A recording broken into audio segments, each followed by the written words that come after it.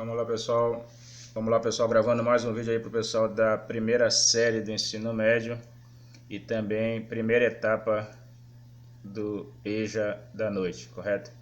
Então, dando continuidade no nosso estudo sobre movimento retilíneo uniforme, a gente vai ver agora o que é a posição de um objeto e sua trajetória, correto? Então, nós estamos estudando o movimento retilíneo uniforme e dentro desse movimento a gente vai ver agora o que é esse conceito de posição de objeto.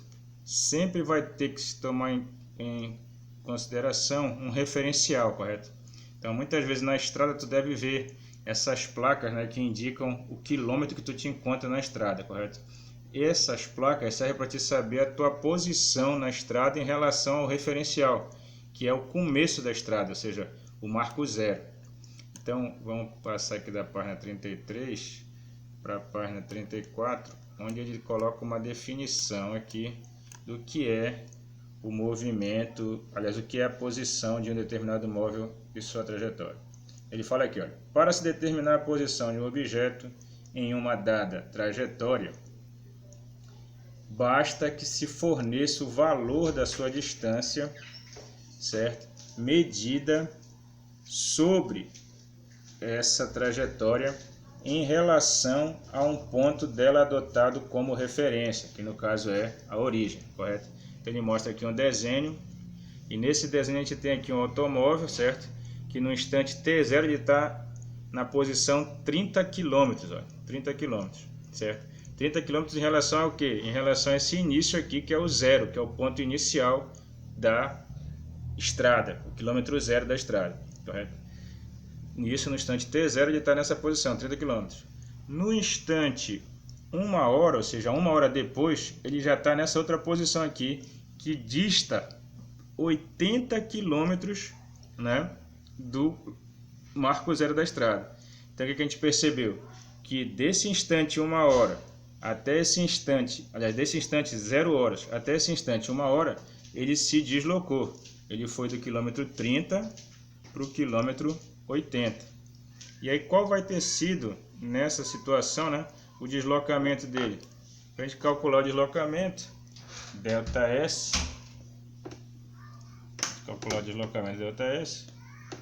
basta que a gente pegue a posição final menos a posição inicial, correto?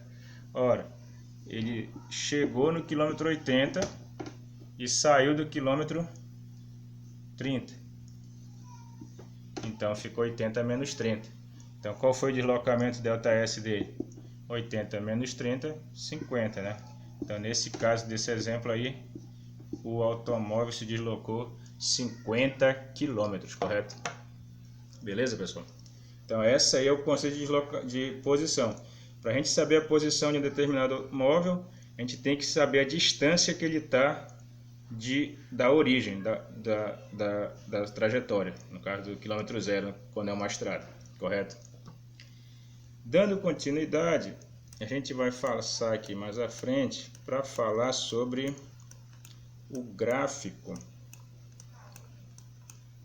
Esse aqui na página, que já é a página 36, o gráfico de tempo, posição vezes tempos, correto? Então o que acontece? Ele tem aqui um exemplo de um gráfico. Nesse gráfico, esse eixo aqui que vai estar na vertical, sempre vai estar com S de quilômetro aqui, ou seja, ele está indicando as posições, né? Começa aqui no zero e aqui está o eixo vertical das posições. O S aqui no caso são as posições. E na horizontal, esse eixo na horizontal, tem aqui o T de tempos, certo? Então, nesse eixo vertical estão as posições e no eixo horizontal vai estar sempre os tempos, correto? No caso desse exemplo aqui, a gente percebe o quê? Que esse automóvel, no instante zero, ele estava onde? Olha? Ele estava no quilômetro 30, certo? Quilômetro 30. Então, a primeira vez que a gente viu esse automóvel, ele estava no quilômetro 30. Depois aqui, olha, a 1 hora já, subindo aqui, a gente vê que ele já não está mais no quilômetro 30, ele já está onde? Já vai estar no quilômetro 80, correto? Então o que a gente percebeu? Que nessa 1 hora aqui, ele se deslocou do quilômetro 30 até o quilômetro 80. Houve um deslocamento dele em movimento retilíneo uniforme, correto? Porque aqui no caso é uma reta aqui o gráfico, beleza? Então a gente diz que houve um deslocamento dele, ele saiu aqui do quilômetro 30 e foi para o quilômetro 80. Toda vez no gráfico, na posição inicial vai ser onde começa aqui o gráfico, né? E aqui ele saiu daqui e foi para cá, olha, para a posição 80. O que aconteceu depois? Durante esse intervalo aqui que vai de 1 hora até as 3 horas, o que a gente percebe na reta? Olha, que ela ficou paralela ao eixo dos tempos, ó, certo? Então o que aconteceu nessa situação aqui? Quando a reta fica paralela em relação ao eixo dos tempos, quer dizer que a posição dele permaneceu a mesma. Durante todo esse tempo aqui, de 1 até as 3 horas, ele ficou como esse automóvel? No mesmo lugar. Se ele ficou no mesmo lugar, ele ficou parado. Ou seja, ele chegou no quilômetro 80 e ficou parado durante quanto tempo? De 1 até as 3 horas. Aí para a gente calcular esse tempo, basta fazer 3 menos 1. Ou seja, ele ficou parado durante 2 horas, correto? Durante 2 horas ele ficou parado, certo? E o que aconteceu depois?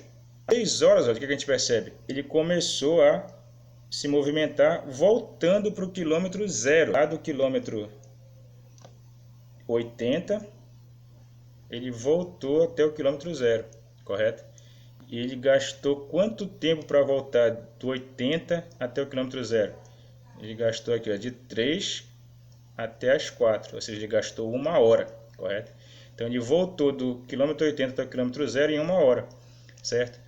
Como ele está fazendo um movimento de retorno, aqui a gente diz que esse movimento dele vai ser negativo, porque é só para indicar que ele está vindo no sentido contrário. Quando a reta está subindo, o movimento é positivo. Quando a reta está descendo, a gente diz que o movimento é negativo, porque ele está retornando, correto? Então tem dois sentidos no movimento. Se ele está indo, é positivo. Se ele está voltando, é negativo. Beleza? E qual seria a velocidade que ele desenvolveu nessa volta? Certo? Para calcular a velocidade, a gente tem que lembrar que velocidade é espaço sobre o tempo, correto? Velocidade é espaço sobre o tempo. Ora, se ele percorreu 80 km, porque ele foi do quilômetro 80 até o quilômetro 0, certo? Então o que vai ser? Posição final 0 menos a posição inicial 80 sobre qual é o tempo que ele gastou? Ele saiu às 3 horas e chegou às 4, então tempo final 4 menos tempo inicial 3, certo? Aí quem vai ser a velocidade dele? Ora, 0 menos 80 fica o próprio menos 80, correto?